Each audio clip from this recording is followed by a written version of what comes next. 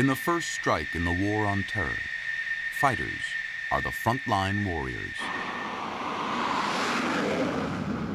Navy fighters joined squadrons from the Air Force and the Marines to attack Taliban and Al-Qaeda positions in Afghanistan.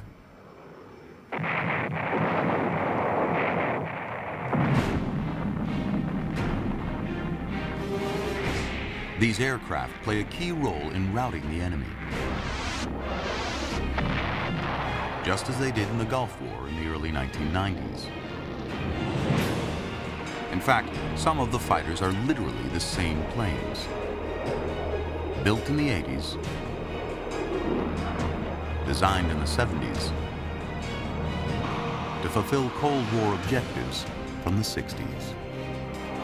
The most important weapon in America's arsenal is based on ideas almost a half-century old. Our airplanes, they're wearing out. They're tired. 30-year airplane, still a great airplane, service purpose as well, but it's old. These aircraft in the future battlefield, they're going to be a bit like dinosaurs, not just in their sort of physical age, but their electronic capability. They may not be survivable.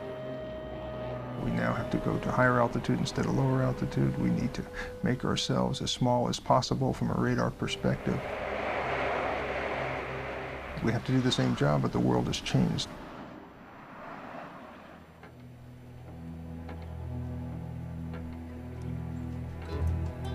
Almost all of America's fighters will one day wind up here, at the Boneyard at Davis-Monthan Air Force Base in Arizona. Old generals may fade away, but old fighters are cannibalized for parts. The Air Force still relies on thousands of these, the venerable F-16. But the F-16 is past its prime. In the age of stealth, this fighter shows up on radar the size of a small, flying house. This is an F-18, the mainstay of the Navy. But Navy planes get old fast.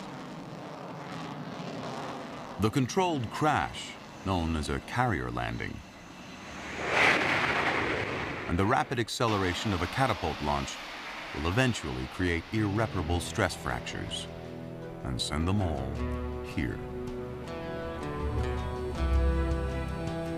This is the subsonic AV-8 Harrier jump jet, flown by the Marines. While it remains the only successful vertical landing fighter, it dates back to the British invasion of America by the Beatles. Though later refined by McDonnell Douglas, by any measure, the Harrier is ready for retirement.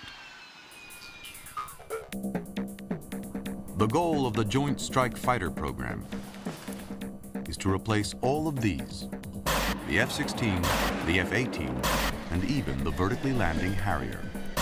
It is absolute vital necessity to have not only a replacement airplane for the older airplanes, but to have an airplane that's a 21st century airplane to meet the needs for tomorrow. The plane for the 21st century, at least for the Air Force, would appear to be already here. The new F-22 Raptor, scheduled for deployment in 2005. The Raptor is the ultimate fighter. So stealthy, its radar signature isn't much bigger than a bird. And it can fly at supersonic speeds longer than any other fighter. And that means it can strike deeply and invisibly at an opponent.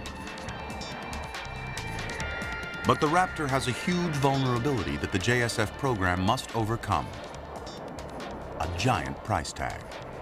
Each plane costs about $100 million. The F-22 is a spectacular airplane. The problem is it's expensive. And that means the Air Force will never really have enough of them to attack the many and varied small and large targets that make up the modern battlefield. The F-22 is just the latest example of a trend that goes back decades. Each new generation of fighters costs more than the last, so fewer are purchased. ever more expensive fighters in ever decreasing numbers. In defense circles, that's known as the death spiral.